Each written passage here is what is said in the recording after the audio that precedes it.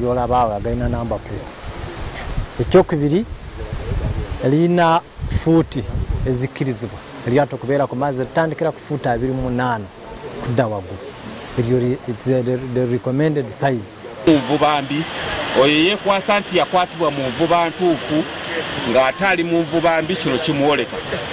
Twebaza aba UPDF okuba nga bajja ne tusobola okukwatagana nabo okulwanyisa ku nvuba embi kuba emabega eri kyali waathi naye kati bagirwanyisizzaako lwakuba bannaffe tebawulira.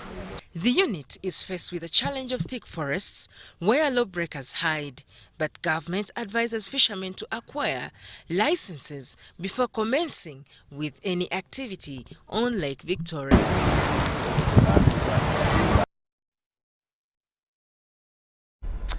Now, Uganda Cancer Institute has registered double increase of cases of cancer and high mortality. This was revealed during a tour of members of parliament on the health committee at the institute. The legislators were on a fact-finding mission on the public health response to cancer management in the country. Here is UBC TV's Zahara Abigaba with more.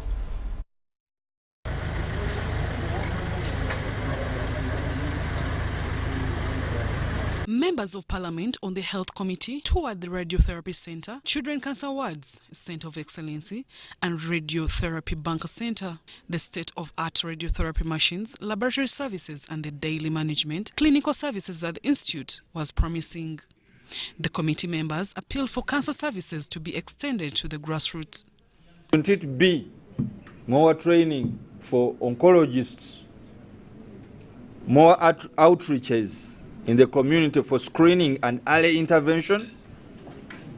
Because science has it that when you detect early, intervene early, you have better treatment outcomes.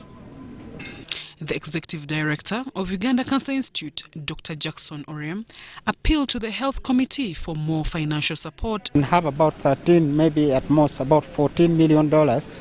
We should be able to equip the radiotherapy bunkers completely. So that means the number has more than double the incidence of cancer. And that goes with also high mortality because only 20% of our cancer patients live more than a year. After 1 year, if you go back, you'll find that 80% of them have died. Yeah, so that means we have high cancer incidence, high mortality rate. The committee chair, Charles Ayome, says the National Cancer Policy, which is in its final stages, will enhance cancer care and management. A multisectoral approach to deal with the cancer burden was also encouraged. But we are saying also that the figures are quite high. Prevention is the way to go. We are excelling in management, in treatment with all these beautiful machines. But I think in terms of health promotion, what are we doing as a country? It is not only within the domain of Ministry of Health or UCI, but it's multi-sectoral because most of these are behavior issues. How do we prevent this cancer? How do we detect it early? What are the early warning signs? And this has to cascade to the regional level. Screening and basic management should also be at general hospitals, health center 4s, and probably also health center 3s. Uganda registers at least 34,000 new cancer cases annually, of which Uganda Cancer Institute receives about 20% of the patients. Unfortunately, the mortality is often high due to late reporting of patients, with most at stage 3 and 4. Zahra Abigaba, UBC News. For that report, and that is the cancer situation in the country. Cases are doubling. Now, President Yoweri Museveni has paid tribute to fallen former commander of the UPDF Center for Doctrine Development, Lieutenant General Pecos Kutesa. Now, the CDF, General Wilson Mbadi delivered the condolence message on behalf of President Yoweri Museveni at General Pecos Kutesa's home in Kabula, Liantonde district.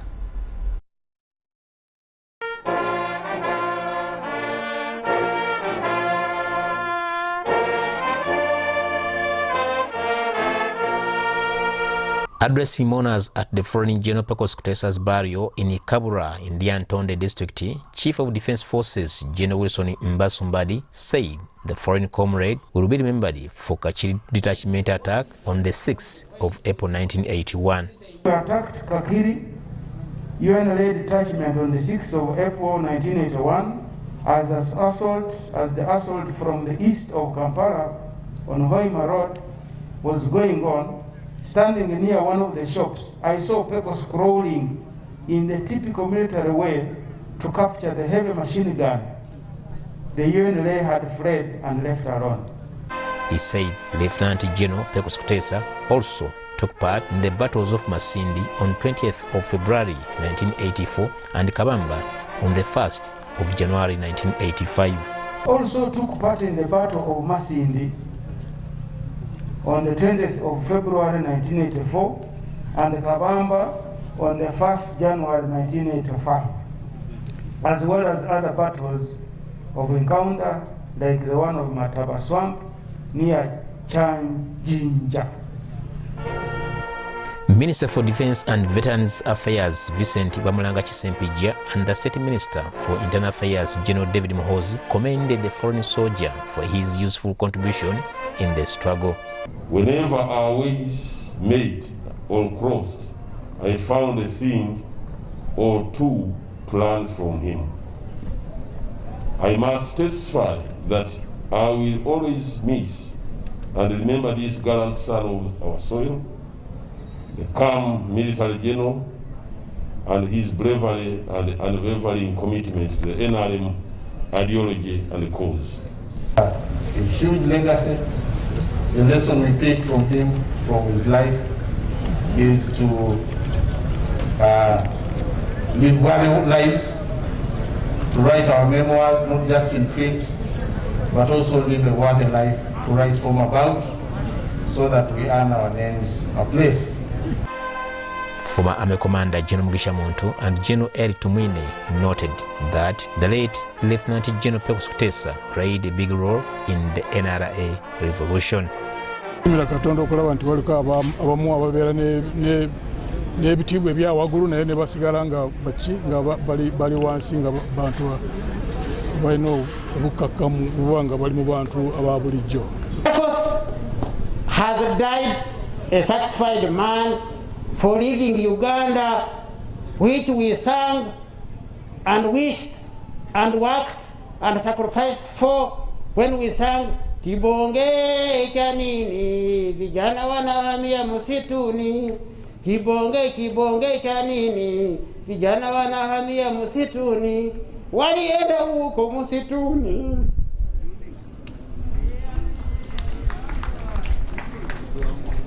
Kupigania wananchi. Haruna Mtesasira reporting in Lyantonde for UBC Tonight. And may the late General Pecos Kutesa's soul rest in eternal peace. But in a related development now, government has confirmed that the late Deputy Inspector General of Police, Major General Paul Lokech, will be accorded an official burial ceremony as stipulated in the Public Service Protocol. In an interview with UBC, the Uganda Prison Service Head of Communication, Frank Baine, who is also one of the members of the Government Protocol Committee, shared an insight with us about this government policy requirement.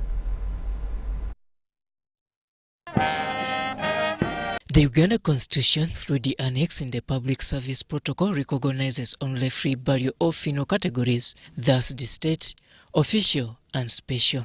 A state funeral is a public funeral ceremony held to honor people of national significance, including serving and former heads of state, prominent individuals for their outstanding achievement and distinguished service to the country, and any other leader or personality such as traditional, political leader, etc., as the president may decide. Accordingly, apart from the president, former presidents and other VIPs, as the sitting president may decide, are the only categories which are guaranteed a state burial. Others may fall under the official arrangement. An official funeral is held in honor of a serving or former vice president, speaker, Chief Justice, Deputy Speaker, Justices of the Court of Judicature, Prime Ministers, leaders of opposition in Parliament, as well as serving ministers, members of Parliament, head of public service, deputy head of public service, permanent secretaries, heads of diplomatic missions abroad, and service chiefs, together with senior military officers. Therefore, the foreign Deputy Inspector General of Police, Major General Paul Lokech, will be accorded an official send-off. Being that General Lokech was a Deputy Inspector General of Police, his is an official burial ceremony or funeral ceremony, and by the tentative program, we have service at his home on Wednesday, official. At Naguru Police Headquarters in Kampala, the force flag is flying at a half-mast until the final send-off of the police second in command. It is provided that flags fly half-mast. It is here. Flags flying at half-mast for serving. Why they put it in now, not in the general country. The institution where he has been serving have to inform. It is as an information of mourning. Accordingly, it is incumbent that the flags of the institution which he was working in are actually the ones which should fly half-mast. Asked about the tune of gun salutes likely to be accorded to the Lion of Mogadishu, Biden notes that this is a decision which lies within the jurisdictions of both police and the army. Because normally they give out a program and they lay out. It is already determined by those who are organizing or coordinating the ceremony. Whether they want to make it 21, whether they are making it 13, the discretion now rests with the top, I would say the high command of UPDF and the top leadership of Uganda Police Force. The late Major General Paul Lokech is set to be laid to rest on Friday, 27th August 2021 at his ancestral burial ground in Padale District. Robert Onyango, UBC News. Prison's spokesperson Frank Baina there, of course, giving us the difference between state and official burial ceremonies. Now we'll be taking a short break, but when we come back, we'll be looking at more stories, especially those that are coming in as far as business is concerned. Stay tuned.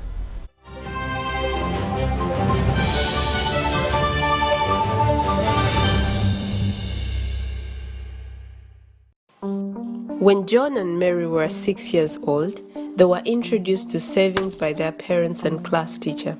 They set dreams inspired by their saving clubs at school. I'm saving for a ball. I'm saving for a school bag. As time passed by, the set dreams were achieved, and they were further motivated to set fresh, bigger and better dreams, all of which came to pass. I'm currently saving to buy a bicycle. I'm now saving for an academic tour. Dear parents, guardians and teachers, it is our duty to empower our children and people around us to make reasonable monetary choices and introducing a lifelong money-saving culture. Now is the time to start saving for our dreams and a much better tomorrow. This message is brought to you by the German Corporation, German Sparkassen Stiftung Eastern Africa, and Uganda Cooperative Savings and Credit Union.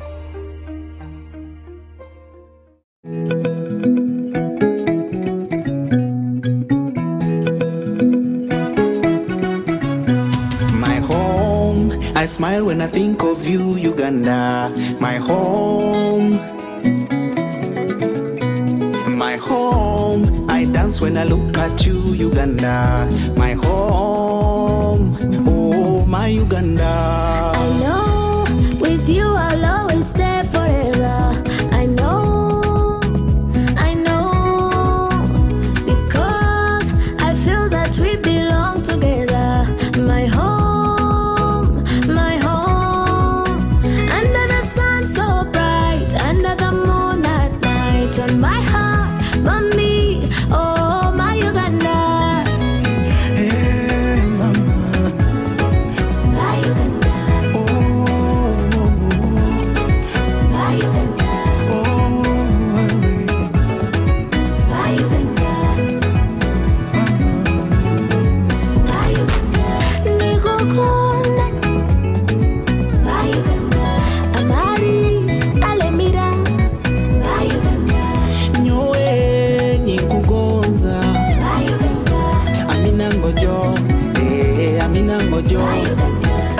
MTN, we look forward to starting another exciting journey together to grow our home, Uganda.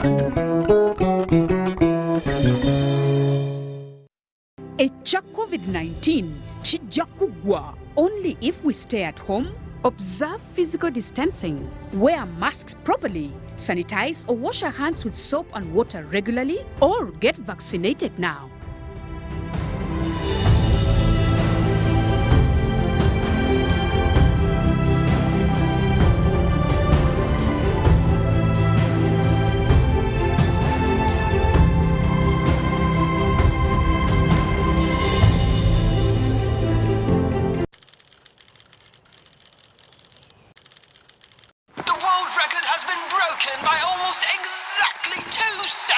He's Joshua Cheptegei of Uganda. This is superb running.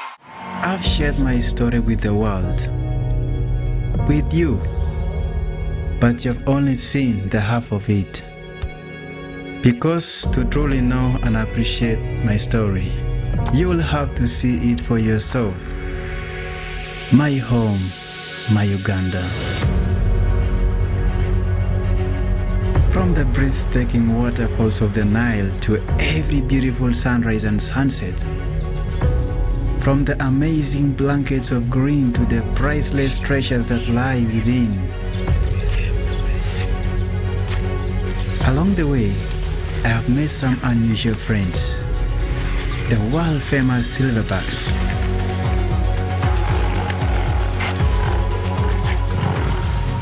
When I see them, I behold Uganda's treasures. So yes, you see me and celebrate Uganda. I assure you, there is a lot more in store. I have lived here for years, but even I am yet to see its full glory. Join me. Let's take on the Pearl of Africa together. Airtel Uganda has the best and most affordable rates when it comes to withdrawing and sending money. Withdraw money for as low as 330 shillings up to a maximum of 12,500 shillings. Sending money is just as affordable as ever. Absolutely unbeatable. Use Airtel Money on the most affordable network with the largest network of Airtel Money branches in Uganda. Dial *185# to get started. Airtel Money. Simple, secure, borderless.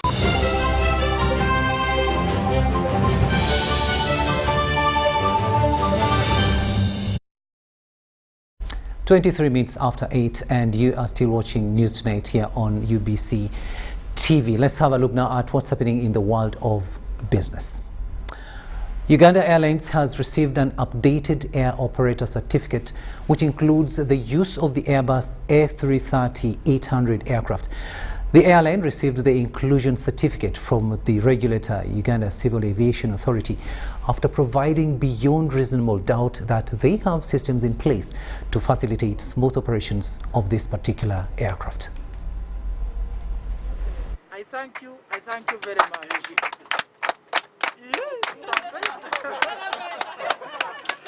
Popping the champagne for a new milestone. Uganda Airlines A330-800 new aircraft have been cleared to operate commercially. An air operator certificate is the approval granted by the country's aviation authority to an aircraft operator to allow them use an aircraft type for commercial purposes.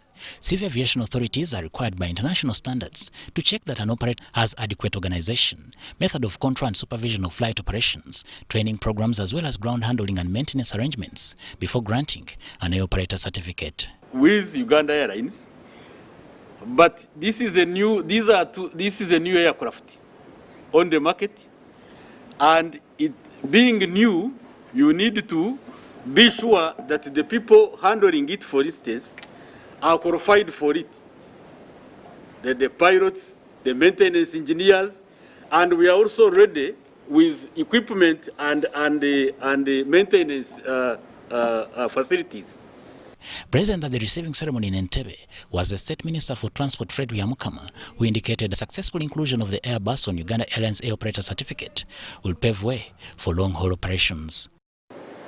You know, some of the countries we intend to go to, they put us on the red list. When I mention red list, to understand it, due to this pandemic, COVID-19. But if at all we are sorted, of course, with the reduction of the cases in this pandemic, if all of us will join hands and we fight this virus, Dubai, around October, we shall be able to fly there. Then around November, we shall be able to go to London. When I talk of October and November, that is 2021, this very year we are in. The inclusion of the Airbus A330-800neo onto Uganda Airlines operator certificate means that they have satisfied the regulator, Uganda Civil Aviation Authority, that they have systems in place to run this particular aircraft. But in the current aviation climate, the big hurdle lays ahead. One of the many things we are doing is to make our cargo structure, put our cargo structures in place. And that means to have the people, to have our GSAs, our sales organizations in all these markets where we'll be flying. So the one thing we're going to do that, even if, rather much as we are red listed for human movement, the cargo bit is not red listed. So we are making sure that we still keep our timelines that we mentioned, regardless of what's going on, to carry cargo.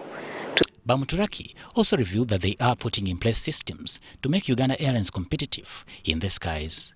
With the COVID-19 pandemic putting the aviation industry on a chokehold, Uganda Airlines officials maintain that they are committed to implementing the initiatives earlier set out in their business plan.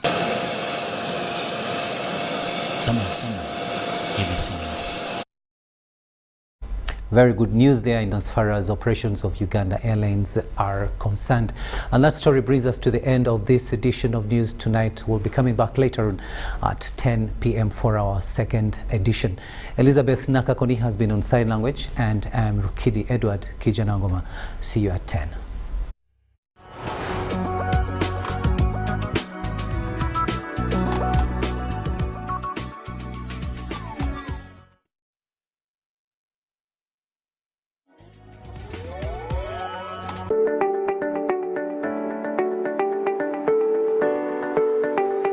The protection of copyright and related rights is vital to the growth of the creative industry and has cultural, economic and social implications in the transformation of the economy. This year, the African Regional Intellectual Property Organization member states will meet at Speak Resort Munyonyo to adopt the draft protocol on voluntary registration of copyright and related rights, the first ever in Africa. This will be the